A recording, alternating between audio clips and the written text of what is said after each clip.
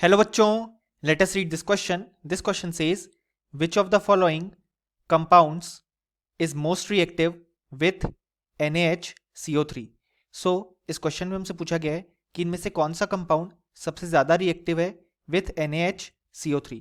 और हमारे ऑप्शंस हैं option A benzoic acid, option B phenol, option C paranitrophenol और option D benzene sulphonic acid.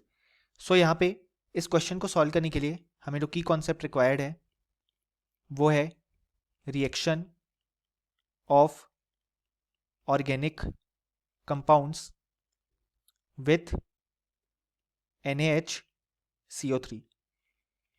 So यहाँ पे हमारे पास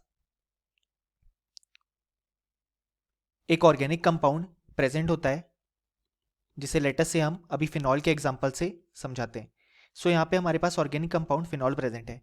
जब हम इसकी रिएक्शन NaHCO3 के साथ करवाते हैं तो यहाँ पे जो ये हाइड्रोजन होता है इसे हम बोलते हैं एसिडिक हाइड्रोजन, क्योंकि ये यहाँ पे मोर इलेक्ट्रोनेगेटिव एटम से अटैच्ड है. अब यहाँ पे जो ये हाइड्रोजन है वो रिप्लेस होता है और हमें प्रोडक्ट में देखने को मिलता है बेंजीन, देन O-Na+, और साथ में ये जो HCO3 माइनस आयन है वो और साथ में जो ये HCO3 माइनस आयन यहाँ पे फॉर्म होगा वो इस H+ को एक्सेप्ट करके फॉर्म करता है H2CO3, जो कि बाद में ब्रेक डाउन हो जाता है to form H2O and CO2. अब यहाँ पे जो ऑर्गेनिक कंपाउंड जब यहाँ पे एसिडिक हाइड्रोजन रिलीज करेगा तो जितना ज्यादा स्टेबल वो बनेगा उतना ज्यादा वो NaHCO3 के साथ रिएक्शन करना चाहेगा. यानी कि बेसिकली अगर हमें देखना है रिएक्टिविटी विथ NaHCO3, सो वो डायरेक्टली प्रोपोर्शनल हो जाएगी to the stability of an ion formed.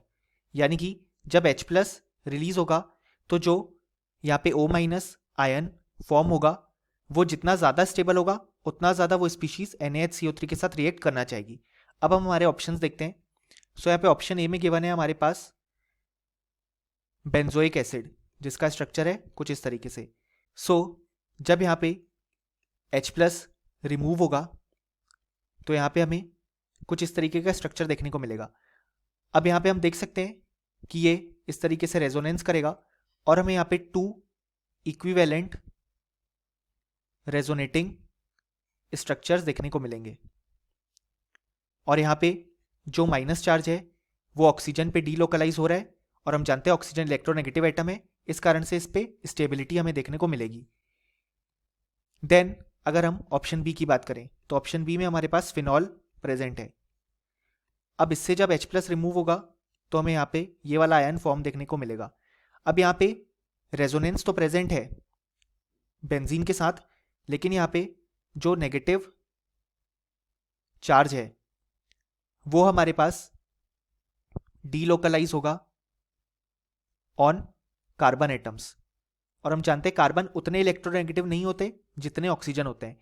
इसलिए जो रिएक्टिविटी होगी बी की वो ए के कंपैरिजन में कम होगी और ए में हमें इक्विवेलेंट रेजोनेटिंग स्ट्रक्चर भी देखने को मिल रहे हैं तो और स्टेबिलिटी भी आएगी. अब अगर हम बात करें ऑप्शन सी की तो ऑप्शन सी में हमारे पास गिवन है पैरा नाइट्रोफिनॉल. सो अब यहाँ पे जो एनायन बनेगा वो कुछ इस तरीके से बनेगा. अब यहाँ पे फिनॉल जैसी कंडीशन सेम है, बट यहाँ पे NO2 लगा हुआ है जो कि यहाँ पे अपना -M इफेक्ट दिखाएगा और इस माइनस चार्ज को और स्टेबल करेगा. यानी कि जो सी की रिएक्टिविटी होगी वो बी से ज्यादा होगी. अब अगर हम ऑप्शन डी देखें तो हमारे पास गिवन है बेंजीन सल्फोनिक एसिड, जिसका स्ट्रक्चर हम कुछ इस तरीके से ड्रॉ कर सकते हैं. अब यहाँ पे जब ये हमारे पास H+ रिलीज करेगा तो फॉर्म करेगा कुछ इस तरीके से ये वाला आयन.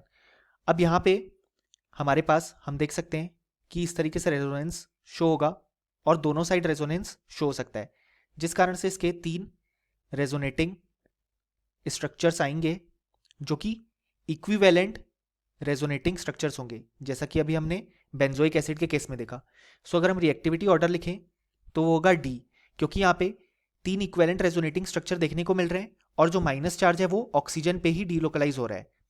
नेक्स्ट अगर हम बात करें तो हमारे पास आ जाएगा ऑप्शन ए, क्योंकि यहाँ पे जो माइनस चार्ज है वो ऑक्सीजन पे डीलोकलाइज हो रहा था और 2 इक्विवेलेंट रेजोनेटिंग स्ट्रक्चर थे। सो ए जो है वो बी एंड सी के कंपैरिजन में ज़्यादा स्टेबल हो जाएगा।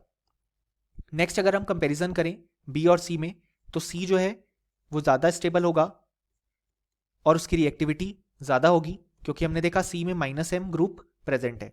सो ओवरऑल रिएक्टिविटी ऑर्डर हमें ये देखने को मिला कि डी की सबसे ज़्यादा रिएक्टिविटी है, देन उससे कम ए की, उससे कम सी की और सबसे कम बी की। सो हम देख सकते हैं कि जो हमारे पास करेक्ट आंसर आएगा वो आएगा option D, benzene sulphonic acid. और फाइनली हमें लिख भी सकते हैं कि इस क्वेश्चन का हमारे पास जो करेक्ट आंसर आया वो आया option D. Hope you understood it well, best of luck.